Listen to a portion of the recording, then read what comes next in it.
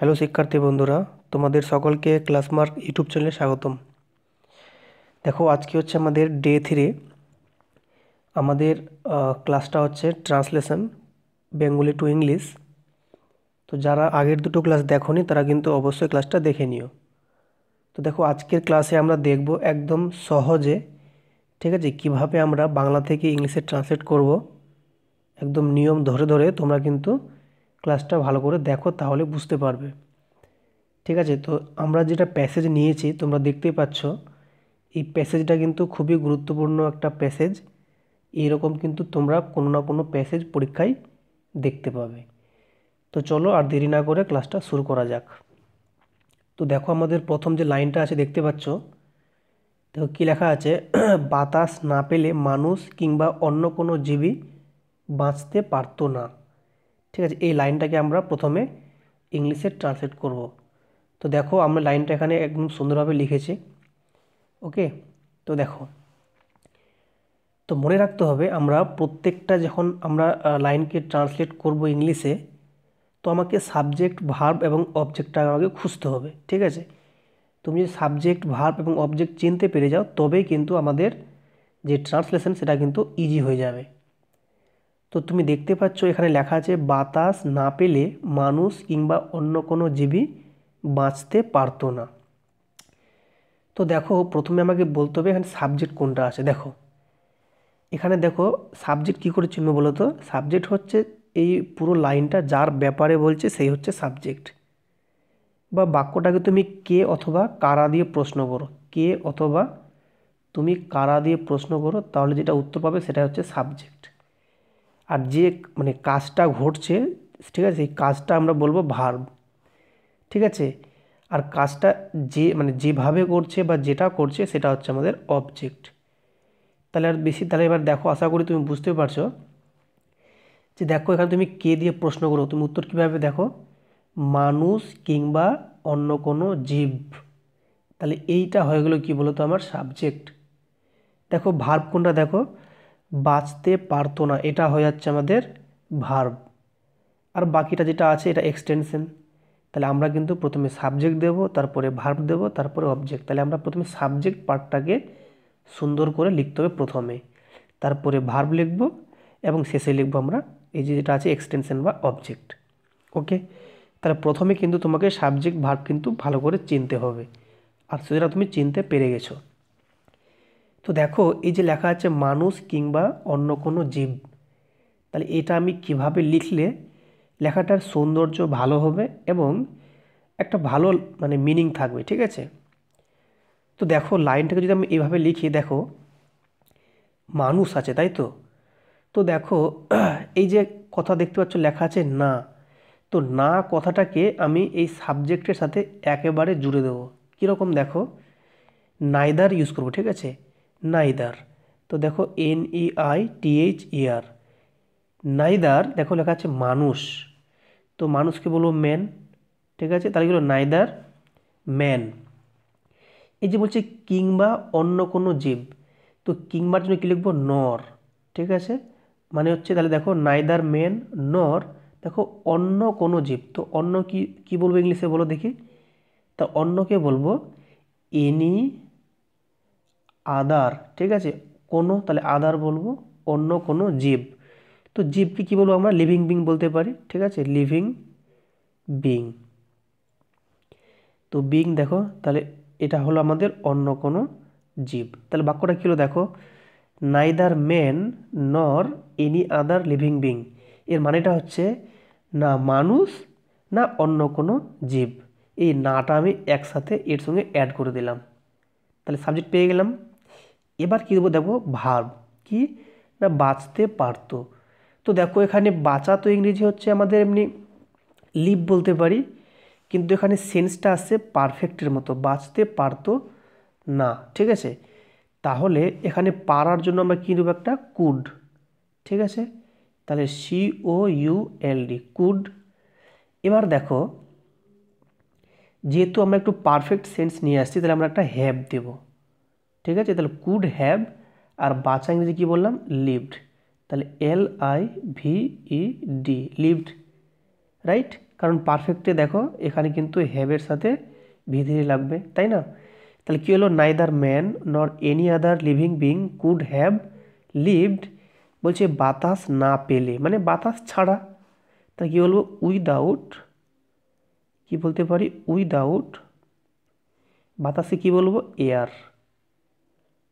ওকে, তাহলে দেখো তুমি আশা করি বুঝতে পেরেছো প্রত্যেকটা বাক্য কিন্তু আমরা ভেঙে ভেঙে মানে প্রত্যেকটা পার্টকে ভেঙে ভেঙে কিন্তু বলেছি।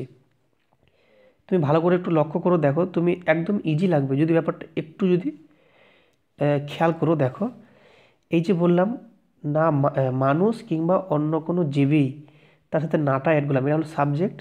দেখো তাহলে এইখান থেকে শুরু করে, ঠিক আছে, এই অবধি হচ্ছে আমার সাবজেক্ট। দেখো তারপর কি লিখলাম, বাঁচতে পারতো। তাহলে দেখো এইটা হচ্ছে আমাদের, দেখো কুড হ্যাভ লিভড, এটা বাঁচতে পারতো। বলছে বাতাস না পেলে মানে উইদাউট এয়ার। তো দেখো লাইনটা একদম ফুলফিল আর সুন্দর একটা বাক্য হয়েছে। ঠিক আছে, বা তোমার যদি অন্যরকম করার ইচ্ছে থাকে তুমি কিন্তু কমেন্টে লিখতেই পারো, ঠিক আছে, তোমার যেটা তুমি যেভাবে তুমি ট্রান্সলেট করছো, কিন্তু এটা কিন্তু বেস্ট একটা ট্রান্সলেশন। ওকে, চলে যাবো আমরা পরের বাক্য। দেখো কি লেখা আছে, বলছে খাদ্য ও পানীয় না পেলে, ঠিক আছে, আমরা কয়েকদিন বাঁচতে পারি, কিন্তু বাতাস না পেলে আমরা কয়েক মিনিটও বাঁচতে পারি না। ওকে, তো এই বাক্যটাতে তোমাকে তাহলে আবার সেই একই রকমভাবে কী খুঁজতে হবে, সাবজেক্ট খুঁজতে হবে।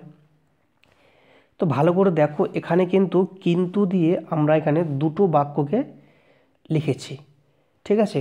তাহলে আগে দেখে নিতে হবে প্রথম বাক্য যে আছে সেই বাক্যে সাবজেক্ট কোনটা।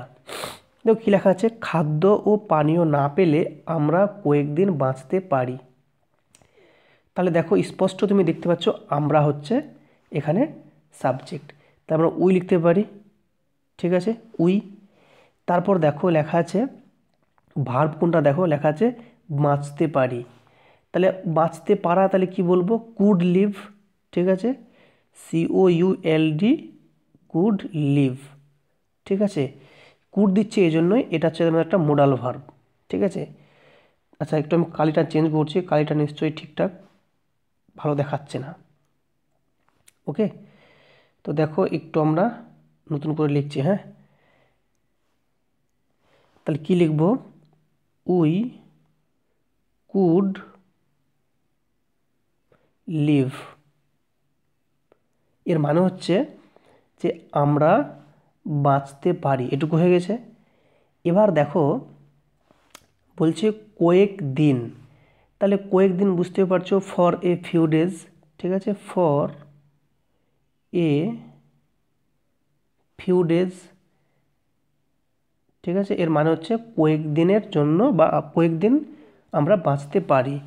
কি না, খাদ্য ও পানীয় না পেলে, মানে হচ্ছে খাদ্য মানে বুঝতে পারছো ফুড, আর পানীয় মানে বুঝতে পারছো ড্রিঙ্ক, এই দুটো ছাড়া। তাহলে লিখতে পারি উইদাউট, ঠিক আছে, without food and drink. Okay, তাহলে এটা হয়ে গেলো আমাদের প্রথম বাক্য। কী হলো, we could live for a few, আচ্ছা এখানে কয়েকদিন মানে তাহলে ডেজ দেবো, প্লুরাল করবো, ঠিক আছে। তাহলে for a few days without food and drink. দেখো এবার কিন্তু, তাহলে কিন্তু একটা বাট দেবো, বাট মানে কিন্তু। এবার কি দেখো, বাতাস না পেলে আমরা কয়েক মিনিটও বাঁচতে পারি না। তো এই বাক্যে তোমাকে তাহলে আবার কি করতে হবে, দেখো যেহেতু এখানে আমরা আবার দেখছি সাবজেক্ট আমরা আছে, ঠিক আছে, আর আগের বাক্যে, ঠিক আছে, আমরা কিন্তু মানে আমরা সাবজেক্ট ছিল, তাই তো। তো এখানে দেখো, এখানে দেখতে পাচ্ছ বলছে বাতাস না পেলে, যদি আমরা এটাকে লিখেই নিই, বাতাস না পেলে মানে কি উইদাউট এয়ার, ঠিক আছে, তাহলে লিখব উইদাউট এয়ার, মানে হচ্ছে বাতাস না পেলে বা বাতাস ছাড়া কি আমরা কয়েক মিনিটও বাঁচতে পারি না। তাহলে আমরা বাঁচতে পারি লিখবো, তাহলে তাহলে উই, ঠিক আছে, বাঁচতে পারি না, ঠিক আছে, তাহলে কি উই কুড নট লিভ, তাহলে আমরা বাঁচতে পারি না, ঠিক আছে, তাহলে এটুকু হয়ে গেল, আমরা বাঁচতে পারি না হয়ে গেল। বলছে কয়েক মিনিটও, তাহলে এই যে বলছে কয়েক মিনিটকে বলছি আমরা, ঠিক আছে, এ few minutes, for a few minutes, কিন্তু দেখো একটা লেখা আছে ও, কয়েক মিনিটও, ওইটাকের জন্য আমরা কি লিখবো, ইভেন লিখবো। তাহলে ইভেন মানে এমন কি কয়েক মিনিটও এরকম মানেটা আসবে, ঠিক আছে, বা কয়েক মিনিটও এরকম কথাটা, even for a few minutes.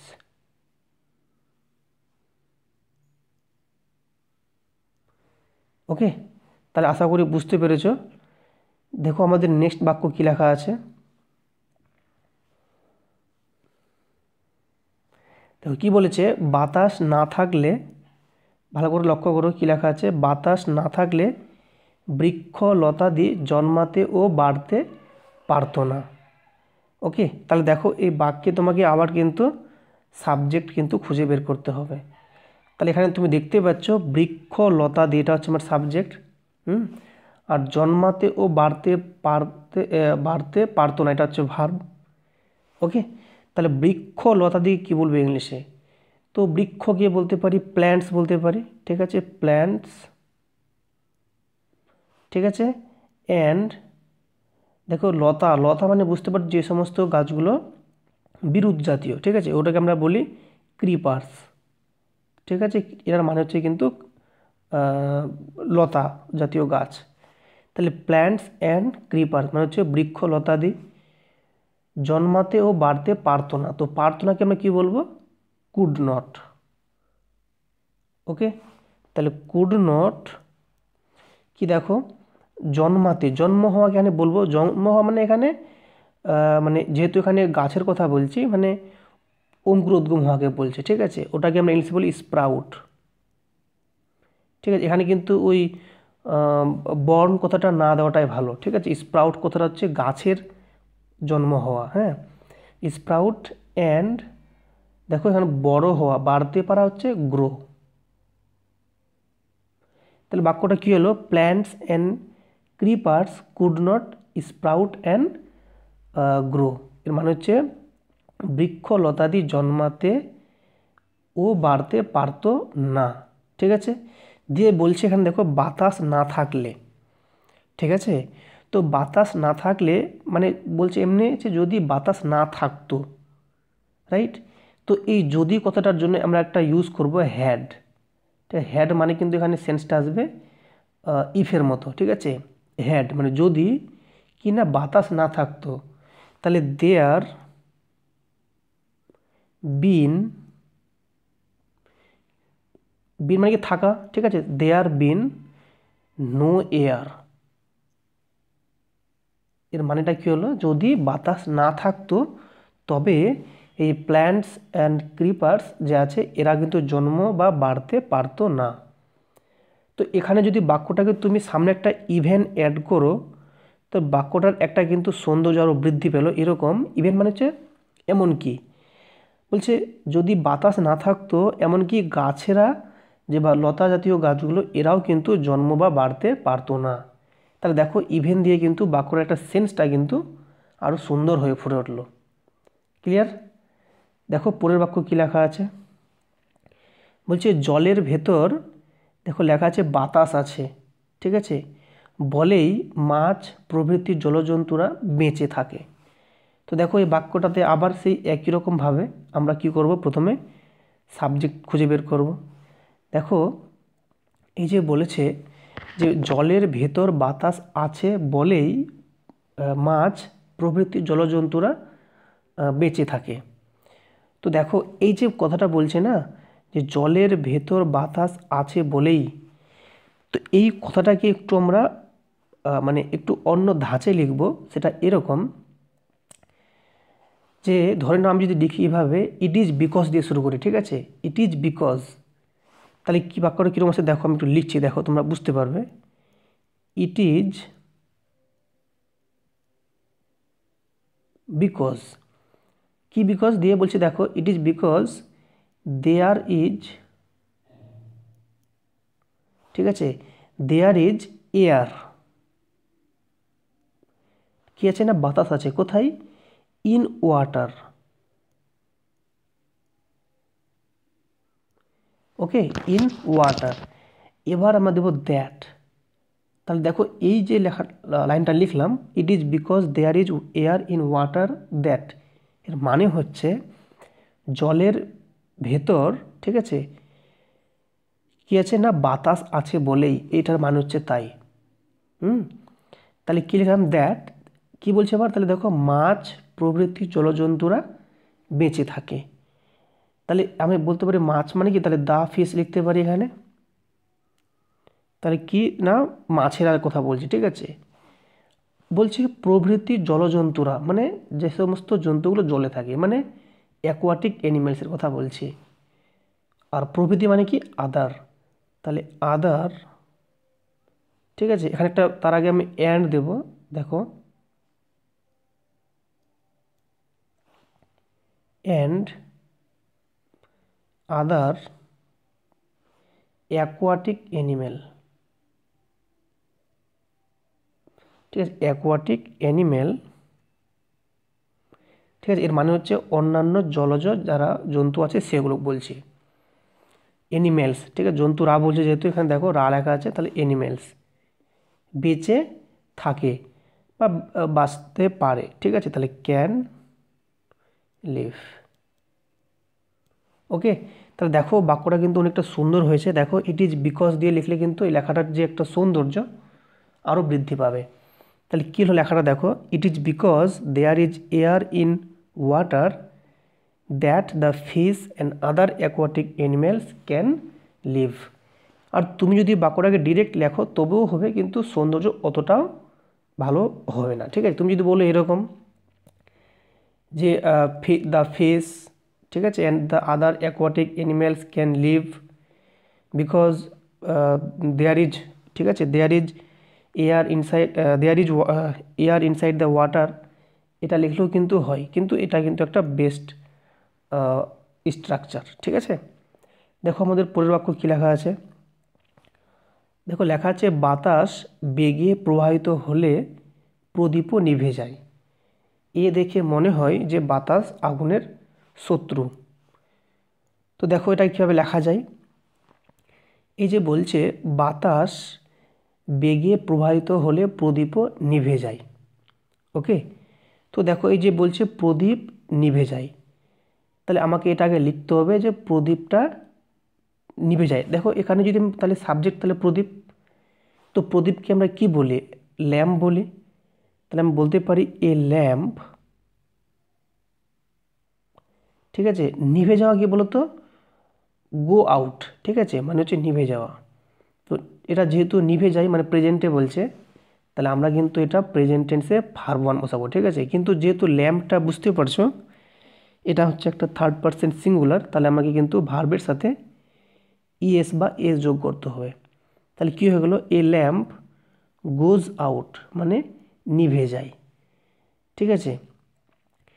বলছে কখন না, যদি বাতাস বেগে প্রবাহিত হয়, তার মানে ইফ,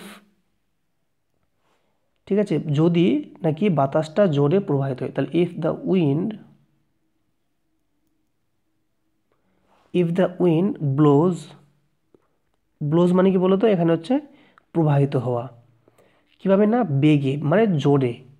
তাহলে আমরা এখানে কিন্তু একটা ওয়ার্ড বলতে পারি হার্ড।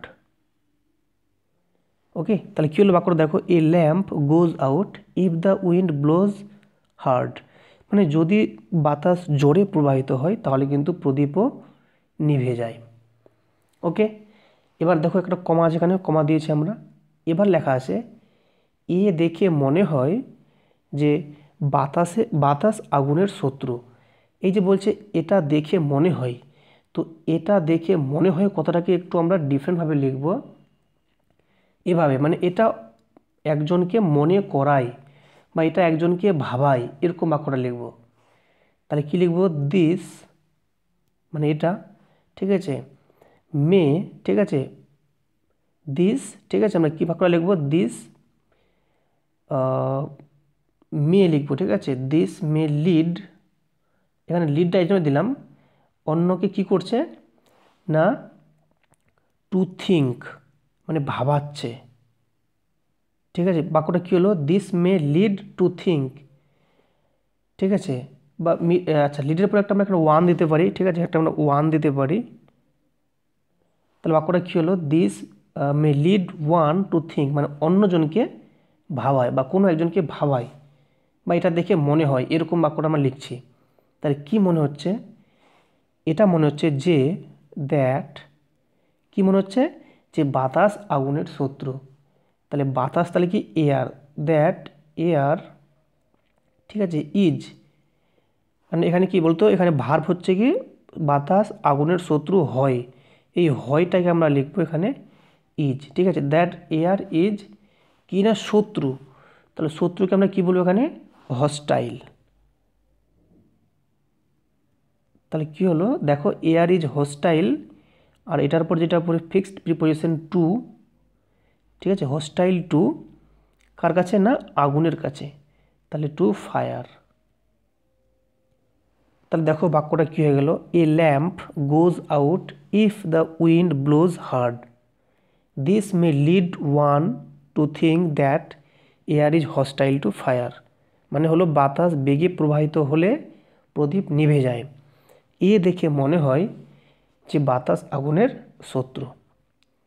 ওকে, তোমাদের যদি অন্যরকম কোনো স্ট্রাকচার মনে আসে বা অন্যরকম তোমরা লিখতে পারো, লেখা যায়, তোমরা কিন্তু কমেন্টে লিখতে পারো। ওকে, দেখো নেক্সট বাক্য আমাদের কী আছে, দেখো ওই পার্সপেক্টিভে বলছে কিন্তু বাস্তবিক তা নয়, তাহলে কিন্তুকে আমরা কি বলবো বাট, ঠিক আছে, বাট তাহলে কিন্তু হয়ে গেল, দিয়ে বলছে বাস্তবিক তা নয়, মানে এটা সত্যিকারে সেরকম বাস্তবে নয়, তাহলে বলতে পারি it is not really so, ঠিক আছে, but it is not really so, এটা মানে হচ্ছে কিন্তু বাস্তবে সেটা কিন্তু নয়। ওকে, দেখো নেক্সট বাক্য কী আছে আমাদের, বলেছে দেখো বাতাস না থাকলে আগুনও জ্বলতো না। তো দেখো আমরা এটা বাক্যকে লিখবো, দেখো বলছে বাতাস না থাকলে আগুনও জ্বলতো না, মানে বলছে যদি বাতাস না থাকতো তবে আগুন জ্বলতো না, মানে আগুন নিজেও জ্বলতো না, এরকম বাক্যটা লিখতে হবে। তাহলে আমরা লিখবো বাতাস না থাকলে, মানে যদি বাতাস না থাকতো, তাহলে যদির জন্য আমরা একটা ইফ নিয়ে আসবো, ঠিক আছে। এখন তুমি যদি বলো এখানে তো যদি নেই, তবুও কিন্তু আমরা লিখতে পারি, ঠিক আছে, বাক্যের সেন্সটাকে আনার জন্য। তার যদি বাতাস না থাকতো, তাহলে ইফ দেয়ার, ঠিক আছে, if there were no air,